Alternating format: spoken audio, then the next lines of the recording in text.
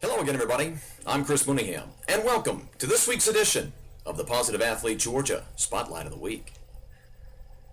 Thanks for joining us again, everybody. Always great to have you here to hear some of these great stories about some of these great young inspirational athletes and coaches. We'll give you more details at the end of this little 5-minute segment, or 4-minute segment maybe, on how you can become a part of the nomination process and what Positive Athlete Georgia is also really all about.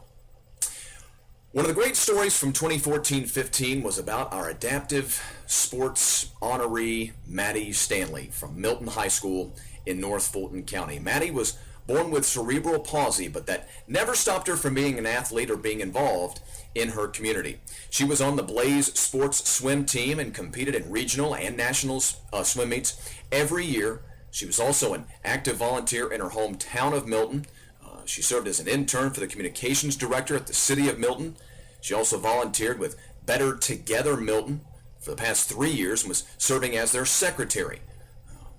At Better Together Milton, they create volunteer opportunities for the local community. One of her favorite service projects was with the Milton Love Project, which is a partnership of citizens that provide community outreach, support, and encouragement to create a sense of small-town connectiveness through random acts of kindness.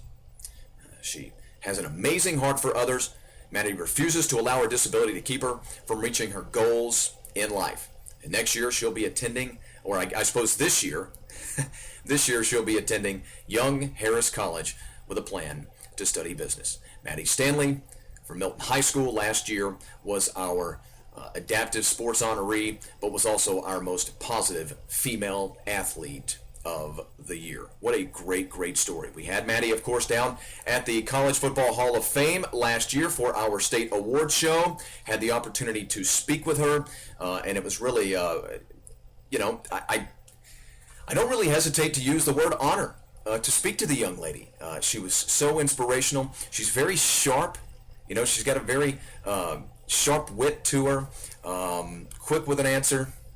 It was really something to speak to her. Remember, nominations for the 2015-16 Positive Athlete Awards opened just a few weeks ago, and already we've had as many nominations throughout the first few weeks, or the first month I guess we're at now, than we did in about 2 months of last year.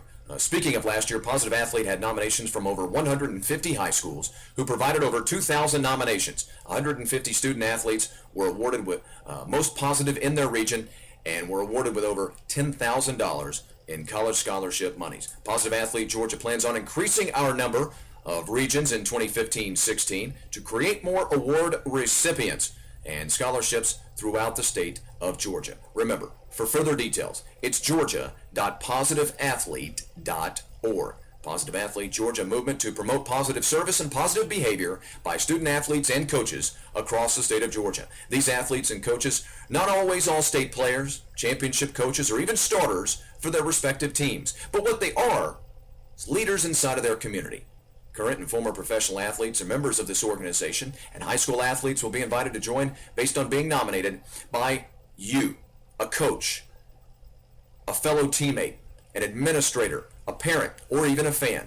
You can nominate these fine student athletes and coaches to be a part of Positive Athlete Georgia and eventually, hopefully, at least in their region, and then maybe go on to the Georgia Positive High School Athlete State Awards. Again, for further details on the nomination process and what we're all about, make sure you visit georgia.positiveathlete.org.